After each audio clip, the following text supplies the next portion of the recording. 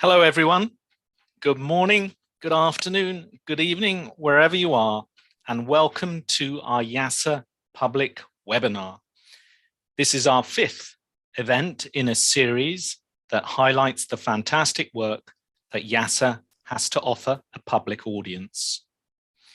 IIASA conducts policy-oriented research into problems that are too large and too complex for a single country or a single discipline to research. Our researchers are using applied systems thinking to tackle the challenges facing our society, such as climate change, just societies, or natural resources management, just to name a few. We partner with other scientists, governments, and local entities to create a broad understanding of problems that concern us all. They deliver important scientific information that is then used at different levels of government to make decisions on the future of our society. We believe that this information should be available for all. And we're also interested in new perspectives. And this is why we've launched this series. It's a conversation with IIASA experts, which begins with a presentation and is then opened up to a question and answer. Today, we're joined by Linda C., a senior research scholar in the Novel Data Ecosystems for Sustainability Research Group. Linda C. has a PhD in computational geography from the University of Leeds in the UK, where she taught for more than a decade as a senior lecturer.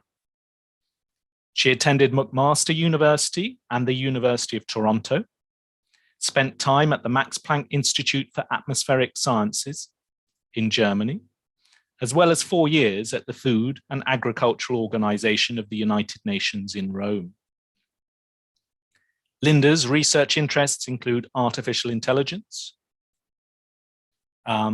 geographic information systems, land cover, crowdsourcing, and citizen science. Linda specializes in using participatory approaches to research that provide innovative tools and services to help improve fundamental inputs to models such as land cover and land use, and for monitoring the Sustainable Development Goals. With this, I'd like to hand the virtual floor over to Linda. It's all yours, Linda.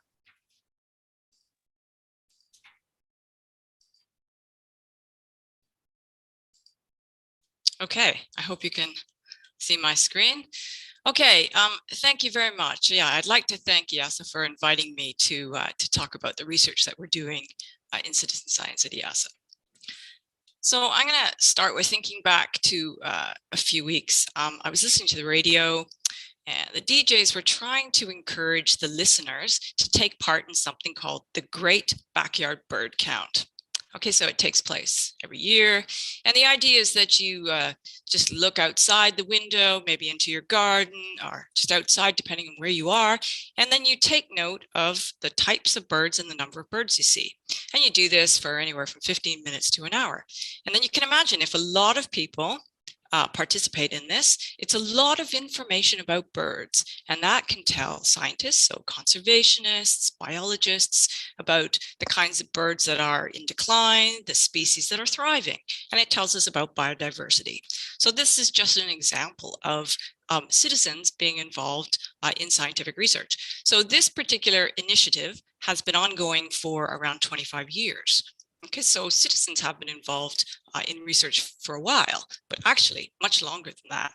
So there's a similar initiative, and it's called the Christmas Bird Count. Okay, and that's run by the Audubon Society in the United States, and that's been running since 1901, if you can imagine. So data on birds have been coming in for a really, really long time.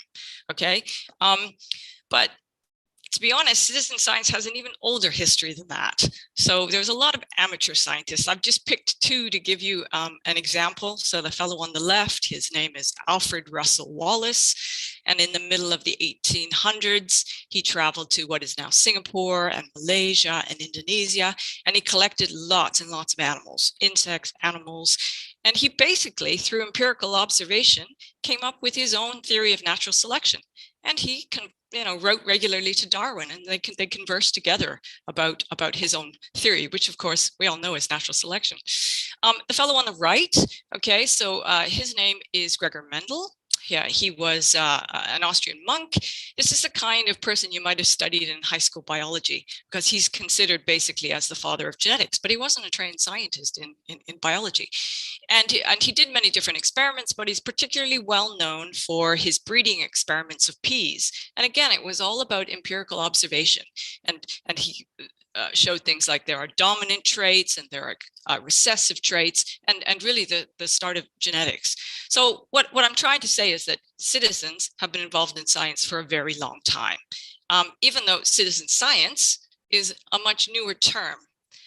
So what is citizen science? So it's basically citizens being involved in scientific research or in knowledge production.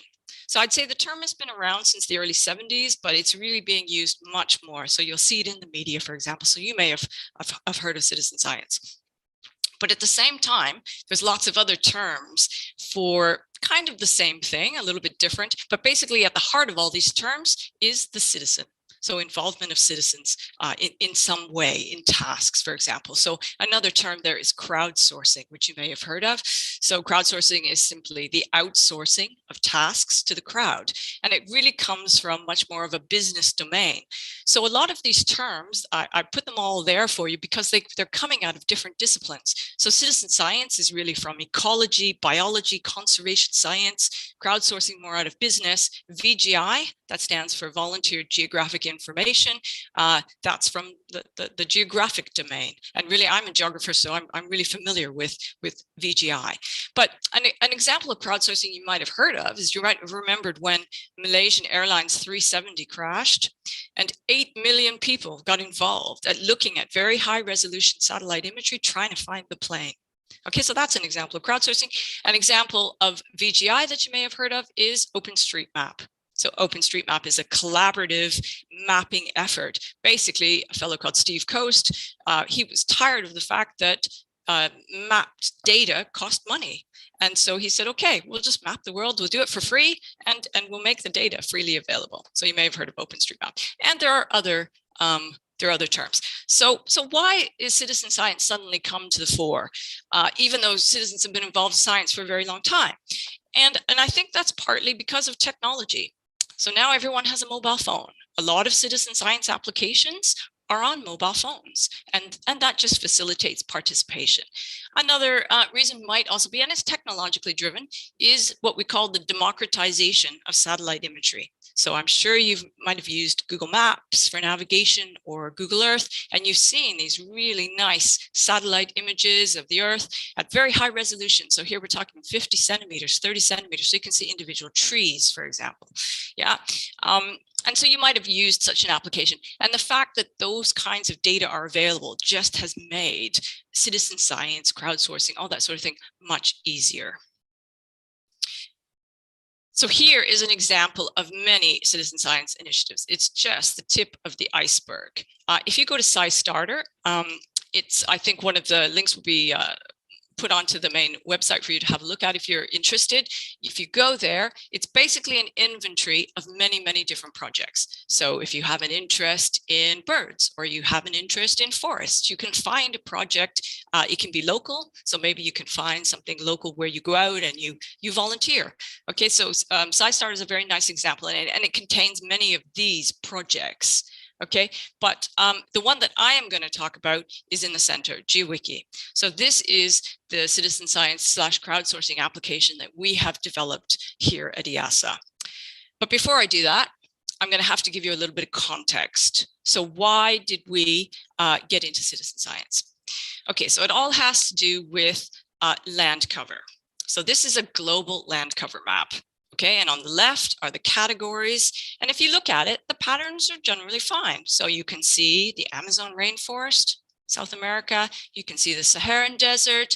You can see the pink. The pink is cropland, and you can see where crops are grown. It all roughly looks pretty good, actually. And so this map was created using remote sensing.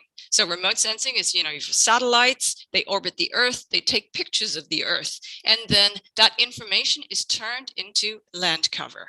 Okay, so you would think that such a product, and this particular product is being produced by the Joint Research Center of the European Commission, okay, that such a product is highly accurate. It uses satellite information, so it's objective, and it's been produced by a team of very large scientists, so it must be correct.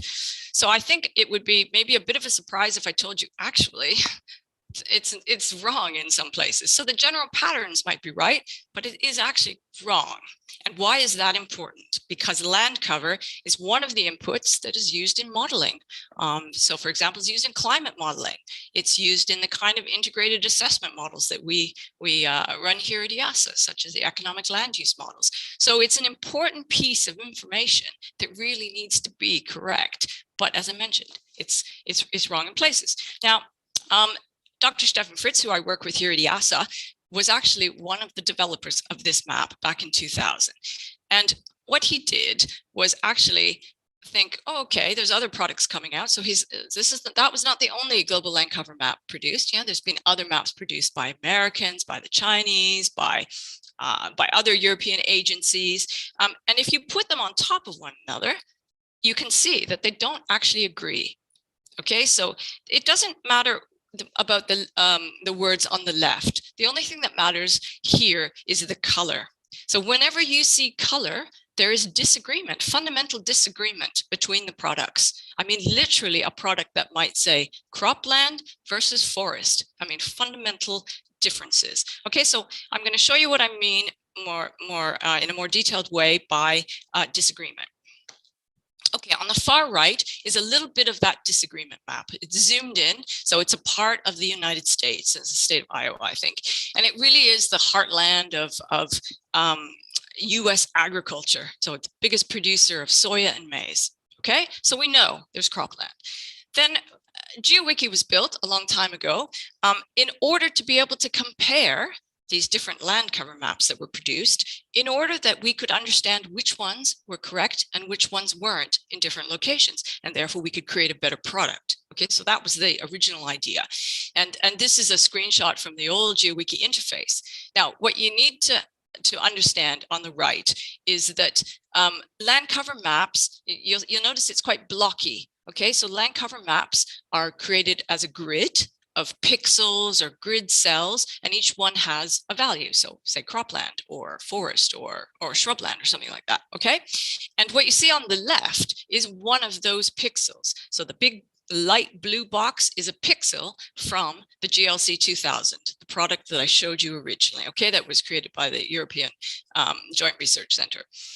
The other boxes are just pixels from other land cover products. In this case, they're called Globe Cover and Modus. One is an American product, one is another European product. And then those boxes have been superimposed on top of very high resolution satellite imagery, okay, from Google Earth. And you can clearly see that there's cropland, okay? So it's not surprising given that where we are. So if you then look at what the products say, so Modus, the American product, actually says there's cropland. One of the European products says close to open grassland. Not correct, but it's a very difficult class and it often does get confused with cropland in remote sensing. And then the GLC 2000 says tree cover, broad-leafed deciduous closed. Clearly, there are no trees there. Now you might say, I see that it's from the year 2000, yet the Google image is from 2013. So is there not maybe change? Maybe there were trees there back in 2000. No. So if you go into Google Earth, for example, there's a historical slider bar. I can go backwards in time to the very first satellite images, and it's still cropland. And I can tell you that's probably been cropland for decades and decades and decades. So this is not about change. This is about fundamental mistakes in these products. Okay, now when we conceived GeoWiki, in fact, it was just before I arrived, actually, so I should say conceived by my colleague, Dr. Stefan Fritz. The idea was that a citizen, a volunteer, would go on to the interface, maybe zoom into their hometown, have a look at some areas, and tell us whether the land cover maps were characterizing the land properly based on what they could see on these very high resolution satellite images. Now, what tended to happen is people would come in, do one or two and say, hey, this is nice, bye. And so we didn't get a lot of contributions. And so we had to rethink the way we ran our sort of citizen science interactions. Okay, so what we did is we ran what we call campaigns. Okay, so campaigns they run for finite periods of time. They have incentives, so prizes of various kinds. And then also, instead of just going anywhere, we created a sample. Okay, we created a sample of different locations around the Earth. And when you go onto GeoWiki, you're sent to a location. We ask you some questions like, what kind of land cover do you see, for example? And then you move on to the next one and you do the same thing. Okay, so it was a really quite different. And when the sample was classified, the campaign was finished. Okay, so this is, there's obviously a lot of words on this slide. You don't have to read them by any means, but I just want to draw your attention to a few things. The first is that we've run several campaigns with GeoWiki. We started in 2011 and we had a campaign running in 2020. So that was our last campaign, and we have a few campaigns in the pipeline that we're thinking of running. So we're still continuing this process. The second thing I want to draw your attention to is that every single campaign we run is driven by a scientific research question. Okay, so the very first campaign we ran was called Human Impact. Okay, and it was all around a product that was published, and it was a map of extra land available for biomass. Okay, so not forests, not cropland, but extra land available. And we looked at that map and thought, oh no, there's way too much land. This is not possible. Okay, so we ran a campaign to ask people to look at the sections, a sample from the map, and see what's there. And so, for example, the map was based on certain assumptions. So, for example, you couldn't have extra land available in a pristine forest. You wouldn't be cutting down a forest, of course, to grow biomass. You couldn't have extra land available in existing cropland because you're already growing crops there. Okay, so the idea is it was meant to be sort of low productivity areas that could be exploited for biomass. And basically what we showed was there's a lot of examples of pristine forest, cropland, and areas that really shouldn't be in this map. Okay, and the result of it, once we gathered all the data, was to basically downgrade the estimates, so decrease the estimates quite drastically of how much land is available. Okay, so that's an example of one of our campaigns. The other thing I want to draw your attention to is the data. So that's on the right. And that's just about how large our samples are. Okay, and the reason I want to draw your attention to that is because if you go back to the 2000s, okay, when these big global land cover maps were being created, they're often validated, so tested for accuracy with a very small sample, like 2,000 points. And why is that? Or 2,000 locations on the Earth? And the reason is because they used to go out in the field. And that's a very expensive process to go into the field and say, oh yeah, I'm in the middle of cropland. This is a cropland area. Okay. But now you can do it with this very high resolution satellite imagery. So you can see instead of 2,000 points, we're orders of magnitude larger. So we can collect so much more data using this kind of approach, and we couldn't do it without citizen science. We couldn't do it without our GeoWiki volunteers. So what I'm going to do now is I'm going to just give you a flavor for some of the results that have come out of these campaigns and what it looks like. So here's an example of the global field size campaign. So this is literally just asking volunteers, what is the size of the agricultural field? Okay, going from sort of either there are no fields or very small to very large. And we gave them measuring tools in GeoWiki. And again, we created this sample, and you can see the sample shown on the map. Okay, so you can see that the patterns make sense. So you get very small fields, that's red. You get that in Africa, you get that in India, you get that in China, you get that in parts of Latin and Central America. And then you can see the larger fields, so the more commercial agriculture. Yeah, you see that in the United States, you see that in Europe, you see that in parts of South America. Okay, so that all made sense. But basically, what the data allowed us to do was to answer the question, what is the global distribution of field size? And in the past, there were estimates that very small, so we're talking smallholder farms, yeah? So we're talking subsistence farming in some case, or smallholder farms, was between 12 and 24% of the global farmland. And actually, we found it was more like 40%. Okay, like this red area, you can see it's like 40%. And basically, that has implications for food security. So there's basically much more subsistence farming, much more smallholder farming going on than we thought previously. And those are the kinds of things we can get out of these campaigns. So you can see how many participants, how much data were collected. And the other thing is that we always publish the data.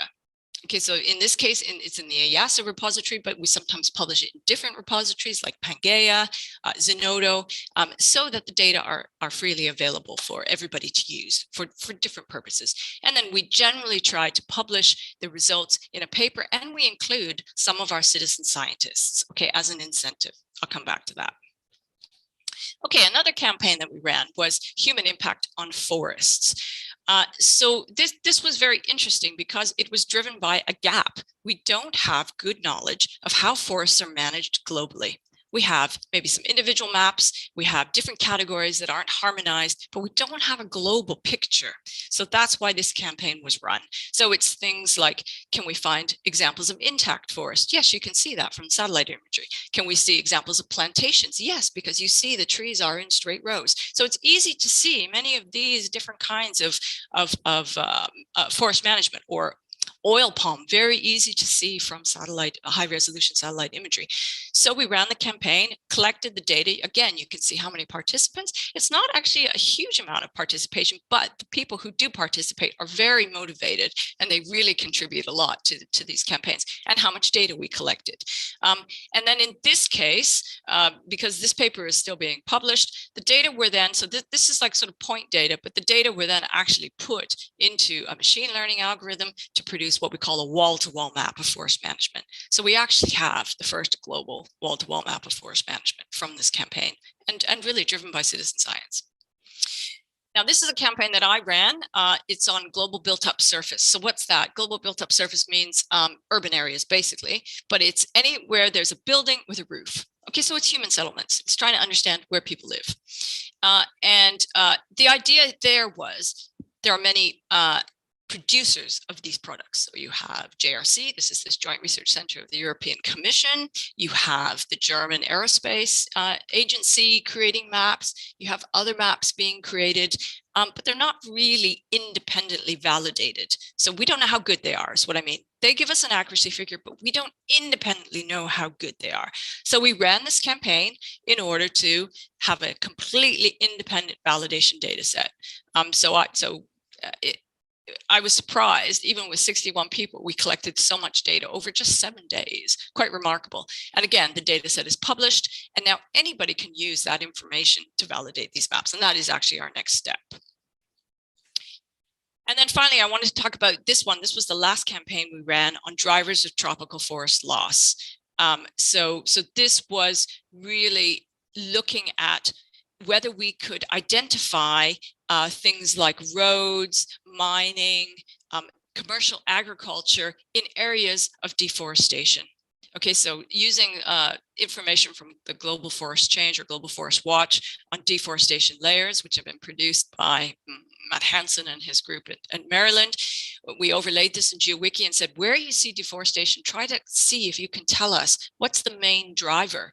And you can see there's the drivers pictured for a part of South America. We ran it for basically the tropics from 30 degrees north to south, so a bit above and beyond the tropics. But you can see that, you know, there's a lot of subsistence agriculture there. That's the yellow. There's also pasture in this case driving tropical deforestation.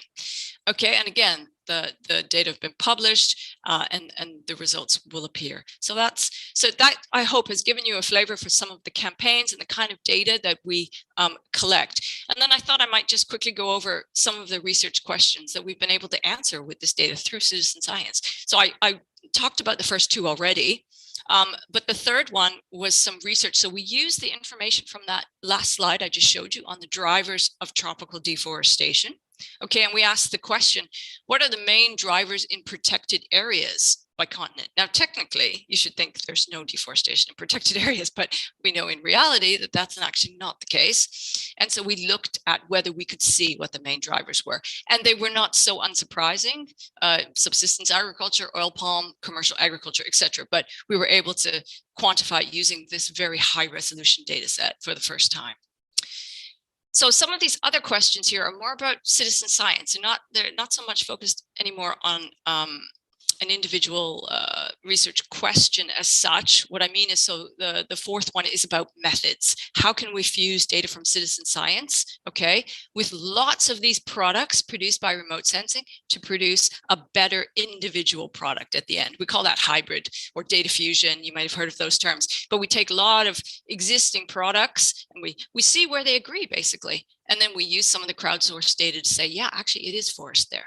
We know it's forest, and we're confident it's forest because 5 out of 6 products say it, and so does our crowd, etc. But maybe our crowd over here says, no, actually it's urban. Yeah, it's no longer agriculture, etc. So we can build better land cover maps. Another thing that we've done some research on is how can we engage citizen science in collecting this data, in helping us basically, and taking part in these campaigns.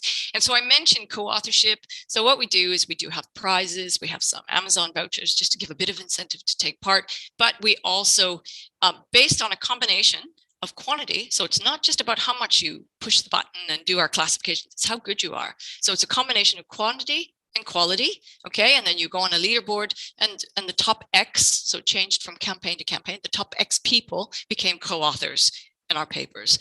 And actually, we did also involve them. I mean, we wrote the papers, we sent them the papers, they came back with comments. So there was actually quite an engaging approach. I found some people less so, but other people really, you know, were crossing our T's and dotting our I's and helping us improve the papers. So really nice process in engaging the citizen scientists in this way. Another question is, how good are citizen scientists at visual interpretation? And basically, it's all about data quality. How good are they? So we've done a lot of research on that. And we found actually they're pretty good. And sometimes an individual might be better at one type than another type. Sometimes some types are just very difficult. So we've learned an awful lot about how good citizen scientists are. And we've come up with mechanisms for filtering the data. So we always try to get the highest quality data in order to use that then for answering our research questions. And then how can we optimize the number of times we provide citizens with the same location? So one of the data quality mechanisms is that we provide the same image to be classified by multiple people. Okay, so for example, if they all say it's forest, we could be relatively confident, I think, that it's forest. But if 2 of them say forest and 2 of them say cropland, we realize it's a difficult image to classify. Okay, but at the same time, we don't want to give too many images to too many people. That just wastes their time. So we also have been coming up with methods. How do you know when you can stop? If you've given 5 images and you've got confidence now, or do you have to give 10 because it's a really difficult area to classify? Or do we just say, no, we have to give it to experts because this is a really difficult image? And we don't waste the time then of our crowd. Okay, so I hope I gave you a flavor for GeoWiki and some of the research questions. And now I'm going to talk about 2 tools. Okay, so the first one is called Cropland Capture and Picturepile. They're related. And then I'm going to talk about a mobile app. So Cropland Capture was developed as a way of rapidly classifying imagery. So you saw in GeoWiki, it's also classification of imagery, but here we took it away from the desktop. It's still a desktop version, but it's also a mobile version. Okay, so you can play it on your tablet, you can use it on your mobile phone, and it's incredibly simple. So it's always driven by a question. Is, for example, there cropland in the red box? I know that red box looks a bit distorted. That's to do with the topography there. But it's one of these pixels in a land cover map, okay? And if the answer was yes, you would literally on your mobile phone slide that image to the right, a bit like Tinder actually. Or if the answer is no, you would slide it to the left. And then if you really are uncertain about the answer to that question, you would slide it to the bottom. And you can imagine you can do this very, very rapidly. Okay, so that's what Cropland Capture was designed for, really focusing on cropland. We ran a campaign for 25 weeks, just experimenting with this idea. And we had a lot of users and a lot of, you can see a lot of classifications. In fact, it's more than 5 million because afterwards people still played the game and they did more classifications, but we got a lot of information using this approach. So then we generalized it into another tool called Picturepile. Okay, so we generalized it to any domain. It's no longer anymore about cropland, it's about any question. And it can be any pile of pictures, that's why we call it a Picturepile, to be classified. So here's some examples. Do you see damaged buildings? In this case, we have pairs of images from 2 different time periods, in fact, before and after a major event, a hurricane. So can you see evidence of damaged buildings? Do you see tree loss over time? Again, 2 different satellite images from 2 different points in time. Can you see evidence of deforestation, basically? Okay, so it's the same mechanic, sliding left, right, yes, no, maybe. And then more recently, we've generalized this even further to categorical. So, you know, do you see maize? And if you see maize in that picture, and now you'll notice we've moved away from satellite imagery and we've moved to street level imagery. So the kind of thing like Google Street View, Mapillary. So images taken along a road with a car mounted camera. But it's the same thing. You would just slide the image in the direction of maize, in the direction of that dial. Okay, and that's how you can classify classes instead of yes, no, maybe. And then the other one, how wealthy is the location there? It's more continuous. It's also much more subjective, of course, but you can drag that image into this wheel to indicate how rich or poor you think that image is. Okay, so that's Picturepile. So here's this humanitarian example. So what we did is, this was after Hurricane Matthew. So we did this post-event just to simulate an example. Okay, so we got images from before and after the event, and then we asked people to classify it. And basically, 250,000 images were classified very quickly by a small number of volunteers, half the images in 5 days alone. You can see it's very fast to do the classifications, 1.76 images seconds, sorry, to see whether there's a damaged building. And we actually only included a very small amount of people from the Humanitarian OpenStreetMap teams, that's HOTS network. You know, they have thousands and thousands of volunteers. So we actually calculated that we could have classified all of Haiti within 1 or 2 days if we had their entire network. And there you can see the image on the top right. So that's a satellite image, and on the right is the results. So you can see that you could get a damage assessment, a building damage assessment map of Haiti a few days after an event happens, if you use this approach. But again, this was a simulation of what we could do in this sort of situation. And again, here's another one of these big tables. You don't have to read all these numbers, but the idea is just to show you we've run a lot of campaigns with Picturepile. We started in 2014, and we still have one ongoing, actually. It's the Earth Challenge Food Insecurity. So that was that example where you see street level imagery of crops, and then you choose a crop type. So that one is still ongoing for a project. So again, we've amassed an amazing amount of classifications with lots of volunteers over these number of years, and we wouldn't have been able to do it without them. And again, there's been many different research questions that we've answered using this approach. And then the one thing we have done more recently is look into Picturepile and the SDGs. Okay, so Sustainable Development Goals, which you may be aware of this framework, and we tried to see how an application like Picturepile could support SDG monitoring. So you might know that SDGs are goals and then targets, and then the targets are broken down into indicators, and indicators are very quantitative. So how could we support this sort of quantification? And so we looked at all the different campaigns we did, and then we mapped them against the indicators that we could potentially support. Okay, so I'm not saying that we did support it. I'm saying we could, with this tool, support it if countries were interested. And actually, Picturepile is being operationalized into a platform where anybody can upload pictures, and they can mobilize their own network, and they can get things classified very quickly for free. Okay, and then they could use that potentially for many applications, but SDG monitoring is one of them. And now I'm just going to show you one example of Picturepile for SDG 11. SDG 11 is about the proportion of urban population living in slums, informal settlements, etc. And we used Picturepile in different ways. So there you see on the far left on the bottom, do you see a slum? So that's using satellite imagery. And then the other examples I showed you, how wealthy is the location using street view imagery. How many floors does a building have? So we collected information that then went into machine learning model with a lot of other data. This were just a few data streams in order to predict where slums are. So to create, again, one of these wall-to-wall maps of slums, in this case for Dhaka in Bangladesh. So again, this is a proof of concept, but it can be used to help fill in some of these data gaps. Okay, the final application I'm going to talk about is PhotoQuest Go. It's a little bit different than the others. So we called it PhotoQuest Go after Pokemon Go. No Pokemons, but nevertheless, what you have to do is go outside. So that's exactly like Pokemon Go.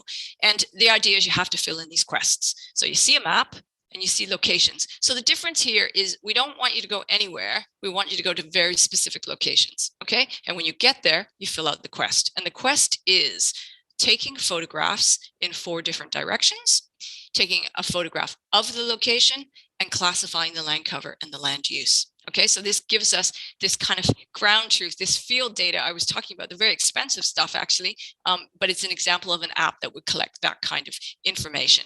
And we also use the technology in the app. So, you know, for example, we drew a guideline to tell people, try to get 2/3 of your image below the guideline and sky in the top part. And we use the compass, for example, built into smartphones, so that if you're taking a picture in the south, it will only let you do that if you're really pointed to the south and things like that. So we tried to use the technology to help with this. Okay, so once a person got to the location, took the pictures, we have these nice sort of decision trees so that they can say, okay, is it cropland? Is it vegetated? So for example, if it was cropland, it would go further and say, well, what kind of crop? And we then ask people what kind of crop and things like that. So they just had to look at their location and tell us what they see. And then also the land use. So not just the land cover, so the biophysical covering of the earth, but the land use. Again, we collected that sort of information. Okay, so why? Why do we want to do this? Because there's something called a Lucas survey. Okay, so Lucas is land use cover area frame sample. It's a survey that takes place every 3 years by professional surveyors. So there's a systematic sample of around 300,000 points spread across the EU countries, and professional surveyors go there and they do exactly this. They take 4 pictures, 1 in the middle, and they tell us what the land cover and the land use is. So the idea is, can we use citizens, or do citizens want to be involved actually in helping to gather this kind of information? I mean, what would we use this information for? We use it for change detection. So for example, that's why they do it every 3 years. They want to know, are urban areas expanding? Has an area that was cropped changed to a built up area? Okay, and so the idea is that citizens could help with this process. Well, first of all, the process is very expensive because it's done by professional surveyors. So could citizens help complement this process? Could they do it more frequently than every 3 years? So that was the kind of idea. And then the big advantage is, because we had the Lucas survey, we have actual data, and we could compare the citizens' performance against actual data. Obviously, we sent citizens all over the place, but some of the locations matched this Lucas survey. So we know it's cropland, and therefore we could see what the citizens see, and we could see how well they performed. And the idea then was that we ran several of these campaigns over 2015 to 2018. And the graph just shows that people got better over time, and they were able to do it. So level one is the simple stuff. Forests, cropland, built up. Level 2 gets more difficult, crop types. Level 3 gets even more difficult. So it's not surprising that the performance goes down, but at level 1, they're good. The citizens are really good at helping to collect this information. So I think this is kind of an untapped potential of how, citizens can help to monitor their changing landscape on a regular basis. Okay, so that's PhotoQuest Go. And that's really it. This is my final slide. I want to thank you for your attention, but we're, of course, running many more citizen science campaigns. So this is one we're working on right now, and it's totally different. Okay, it's called Camillen. I can't share the website because we're still finishing preparing everything, but we will be launching next week on the 1st of March. And so I hope that you can access IIASA's Twitter feed and IIASA's information to get more information about this campaign. But it's very simple. Basically, if you have an Android phone, so unfortunately not for iPhone, only for Android, you download the app and you literally passively collect what's called raw GNSS data, raw navigation data from navigation satellites for us. You upload it, and we use that information to improve weather forecasts. Okay, so that's our current project. You can think of it a little bit like SETI. You might have remembered a long time ago when people were sharing their computer power at night and they were looking for extraterrestrial life, very much in the background, and then you get back to your computer and you'd have your own computer power again.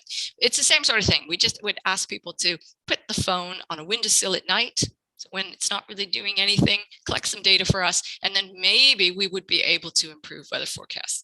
So it would be great if you would take part or are interested in this. We can provide more information. And again, there's also some prizes that can be won. So we hope that that's also a little bit of incentive to take part in helping science.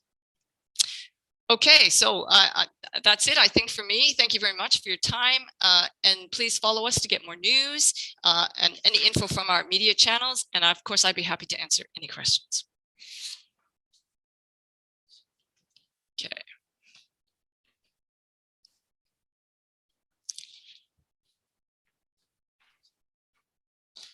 So thank you, Linda, very much for your presentation and insights into everything from improving maps to hopefully improving those weather forecasts. That would be fantastic. Thank you. We're opening up the question and answer. So everybody, please share your questions there and we'll try and get through as many of them as we can. To get us started, Linda, I've got one question for you. Although you told us that citizen science has actually been going on for a long, long time, we'd be very interested to hear about how you got interested in citizen science and how you got into the area. Yeah, so I have to think, it's like 12 years I think I've been at IIASA. So before that, when I was at Leeds, Stefan Fritz, whose name I mentioned during the talk, he also did his PhD at the same place I did mine. So we've known each other for eons, yeah, and we've collaborated and worked together. And then when he built this GeoWiki tool, he presented it at a conference. I mean, I see Stefan more or less every year anyway at that time. And so I went to the conference and I was like, wow, this is amazing. Okay, and then I started working for IIASA. So I think that was that initial presentation that made me think, wow, this is great. And that's before we started running campaigns. Then I started working for IIASA, and then we came up with this idea of, oh, let's run campaigns and see what we can do. And it was just the start of an amazing journey. Honestly, it was really fascinating to get involved. Thanks, that's great. That's lovely to hear. So I'm going to start going through some of the questions that we're getting in from the audience now, Linda. So Leela starts us off with a very good question about data reliability in citizen science. Can we really trust the data gathered by non-experts? And how does the quality check work? Yeah, okay, you know, that's the #1 question we get all the time. And I'd say it's probably a barrier to a certain extent to the use. But if you look at something like GBIF, I don't know if you've heard of GBIF, yeah? It's this organization that collects species occurrence information globally, okay? Around 45% of that is from citizen science. Okay, so that is an authoritative database that's now being used for all different kinds of policy and indicator work and things like that. So I think it's gotten much better. Okay, so that's one thing. And can you trust them? So I think that there's keys to that. You have to do good training. You have to engage with your citizens. You have to give them good protocols so they can follow things. You have to give them a format to be able to ask you questions. So we do that in GeoWiki. It's ask the expert. They don't understand why they made a mistake, for example, and we'll tell them.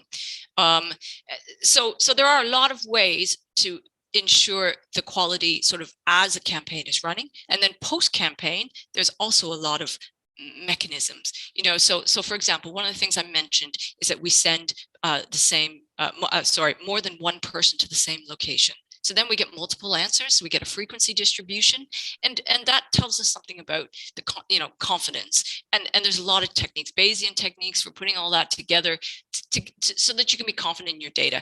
And I saw a really interesting presentation from the lady in Zooniverse, and she said, you know, some of our volunteers, they're not so good, but that's okay, because we know, and we can filter out that data, and we still welcome their inputs, but we can filter out that data, and we don't have to use that for the scientific research. So there's really a lot of techniques now, and we're learning all the time, but quality is one of the most researched things, I would say, in citizen science. Okay, great. Thanks, Linda. So I guess one of the other big challenges with citizen science, and this is a question from Mariana from the audience, and that's about how you go about recruiting volunteers.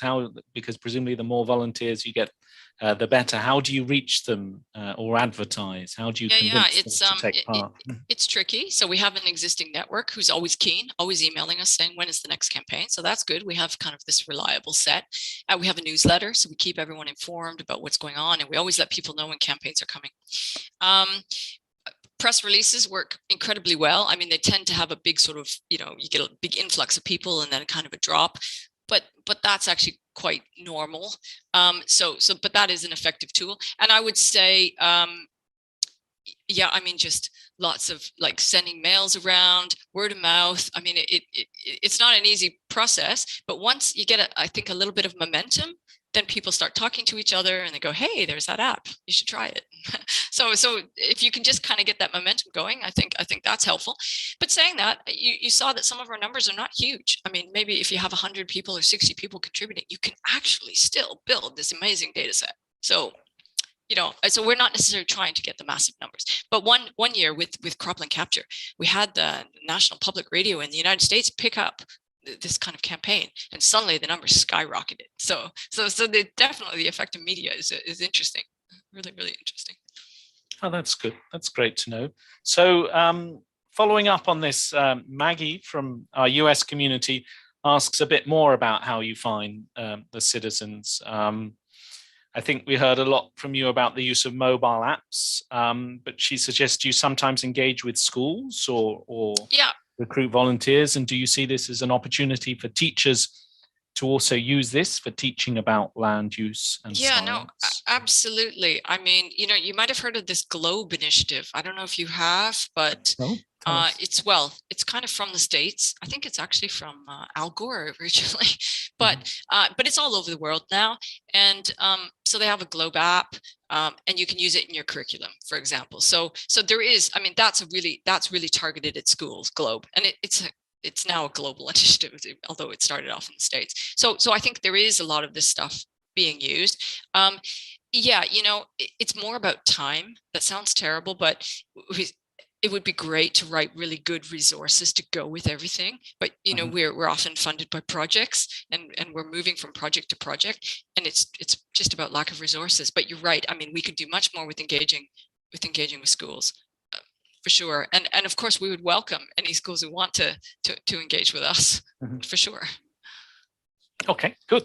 That's great to know.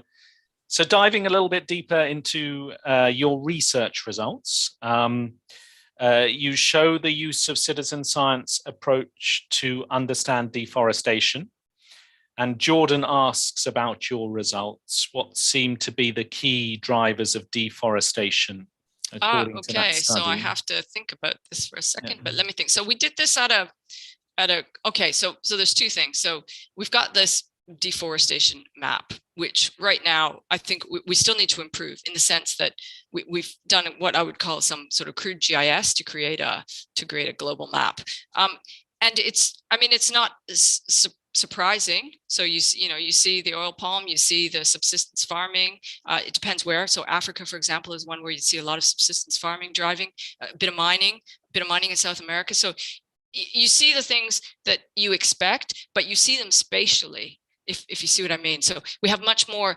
So instead of just talking, say, at a continental level, we could drill down and actually sort of look regionally and say, oh, here's an example of where this particular driver is focused. So what I don't have for you is that analysis, but the data are available, and you're more than welcome to have a look, and then you can see, for example. But we are working on a better wall-to-wall map of the drivers of deforestation. But then the little study we did was about protected areas, and again, we did it only crudely at a continental level. So again, looking sort of at Africa, Asia, and Latin America, and I think one of the surprising things was unfortunately for Asia, the deforestation was higher in protected areas than it was outside. So that was something you don't really want to find. But again, it's just some initial results, but you find oil palm and subsistence farming being really big drivers, basically, of deforestation. some of Thanks, the things Linda. you accept. Okay, thanks. Another question about the tools. Lise from Amsterdam would like to know more about Picturepile. Is the tool open to everyone? Does it work together with Google Street Images? Can you tell us a bit more about the tool? Okay, so right now, I think there's a link that will be posted. You can see the tool. You can see one existing campaign. Okay, and so in that sense, no. So right now, you can participate in a campaign. But with this Picturepile platform, which is ongoing, so it's a funded project, and there's, I mean, I think some of it will initially be launched in April.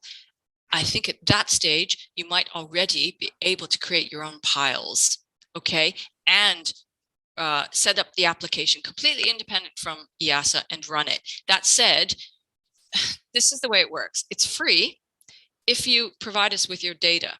And I mean, we're not going to do anything nasty with your data. We're going to use it for machine learning. We're going to use it for research. And so the idea is, if you are happy to contribute the results from your campaigns, okay, then it's completely free to use. If, on the other hand, you've got restricted data or you don't want to share your data, then there's a pricing model. Okay, so we decided to do it like that in kind of the spirit of open access, open sharing of data, and really hoping that we build this massive database of labeled images, which we can then use for machine learning. So a component of the platform is machine learning. Okay, so that will become available. I'd be more than happy. You can always email me.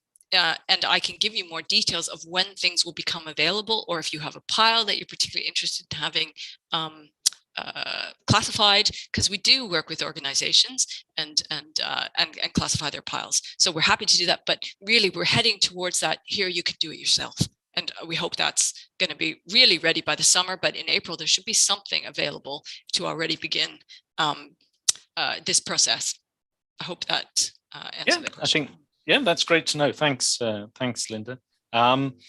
So our attendees are also very interested to know more about the data. So Gorkum would like to know if you think there might be environmental consequences to these approaches. Do you think using more digital tools could increase the environmental footprint?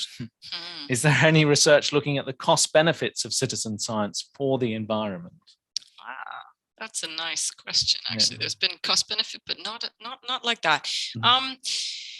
Yeah, so before the talk, I had a quick look at the penetration of mobile phones. So in 2020, can you imagine 78% of the world has a smartphone already? So are we adding so much to the footprint? And I guess my question is, are we driving people to buy a mobile phone? No, I don't think so. So I'm not convinced that we are adding to that environmental footprint, actually. So no, I don't think there have been studies. I think it's a very interesting question. But I don't think we're necessarily driving that forward, if you see what I mean. It's being driven by other things. And if you happen to have a mobile phone, you can participate in our campaigns, if that makes sense. But it's an interesting question. Thank you. Okay. Great, thanks, thanks, Linda, and thanks, Gorkum, for the question. Okay, another very good question on data from Seraphim. I hope I'm pronouncing your name correctly. So the question is: you mentioned classification of urban quality from street photos. How do you control for local or regional differences in housing standards, as participants might have very different opinions on what's low, high quality housing actually is? Yeah, it's a good question. The reviewer also asked that same question. We just published the paper. So it's a difficult one. And to be honest, that really was a proof of concept. I think it's a very difficult thing. In other words, we did it to see whether we could get information that could feed into this machine learning algorithm. And we did not pay so much attention to those very valid points you raised. And I think if we were to do a serious campaign, on trying to gather that kind of information, we would have to think very hard about social norms, about cultural differences, for sure. I mean, yeah, your point is valid, and the reviewer's point was valid. And so we basically did say we would have to think very carefully about how we run these campaigns if we were going to take that kind of question forward in the future, as opposed to the number of floors in a building, which is much easier, than is something rich or poor. Yeah, good question, Sarah. Okay, thank you, Linda. So some of the audience seem very keen on participating in some campaigns. So I think you've been making a very good case, Linda, for participating in campaigns. And Ivan asks if there will be any forestry related campaigns in the future, in the coming time. Yeah, we're thinking of one on intact forests. So that would be your forestry campaign. We're thinking of one on, it's a little bit different, shifting and trying to separate subsistence from shifting cultivation, but for the purpose of drivers of deforestation. So trying to refine that layer, which can then be used to improve this drivers of deforestation map. So we're thinking of those two campaigns. We haven't yet, decided, but I hope that in the next year we'll certainly run one campaign in that area. Okay, that's great. Thanks a lot. So I think we've got time for one more question, and then we'll close. It's about, what's the future? What's the biggest challenge, right, that you're thinking about in citizen science in the future? What's the next big thing for you? Yeah, it's a very good question. I mean, I think it's always going to be driven by a big data gap. So where don't we know what's going on? So, we could use citizen science, for example, for things like complex landscapes. Like, we know nothing about that, and you can see it from imagery, and we could do an interesting campaign on that. And so I know the question, it could have two different components. It could be the citizen science side, as opposed to what's the big research challenges that we're tackling. And we're always tackling things to do with forests, land cover, and there are always questions. Land use is one of those things you cannot map with remote sensing, but you can really see lots of different facets of land use, and you can start to build really good land use maps. So that's something we want to kind of work on. And we worked on human impact already and wilderness mapping, and we'd like to do more of that. And because I think the data sets coming out they're always top down, bit of remote sensing, a bit of a road network, which isn't very good, as we know, and then a population data sets, which also are sometimes iffy, all put together to produce something. And we really want this bottom-up approach where we can sample as much of the earth as possible, and maybe you can marry those two approaches actually, and just try to get better information for models. So I think we're always driven by the science on that side. I mean, on the citizen science, of course, the challenge is always engaging people, and things like that. I mean, the Camillen project is actually a little bit different. There, the challenge is interesting. So we're gathering this raw navigation data for weather forecasting, but also we can use it to try to improve the accuracy of the GPS in your phone. So if you're, in fact, the other day, I got lost again because it told me I was somewhere else, and I get very frustrated. And so you could actually use all the data that we're collecting to try to see whether we can have a model that then corrects the GPS in your phone. So that would be a really nice application if we could do that. Oh, that would be fantastic. Yeah. Yes, that would be great. Well, thank you. So more accurate weather forecasts and more accurate GPS. You can't get much better than that. So, well, Linda, thank you so much for coming today and telling us a bit about your citizen science work and its findings and its challenges that you face. And thank you, everyone in the audience, for joining, for all the great questions. Hope to see you on some of the campaigns in the future, and please, taking part. Nice. There's going to be a video of this webinar that will be available on the IIASA website and YouTube channel. And we'll also share all the links that have been mentioned in the talk. I hope you've learned a little bit about Linda's citizen science work today. We'd love to get your opinion on the event to improve them for the future. So as you leave, a survey will pop up and we'd love to get your opinion in that. It'll only take under a minute to do. We also hope to see you at the next IIASA webinar. This will be on March the 30th. And please follow us on social media for updates. Thanks very much, everybody. And wherever you are, have a great rest of your day. Thank you. Thanks. Bye-bye.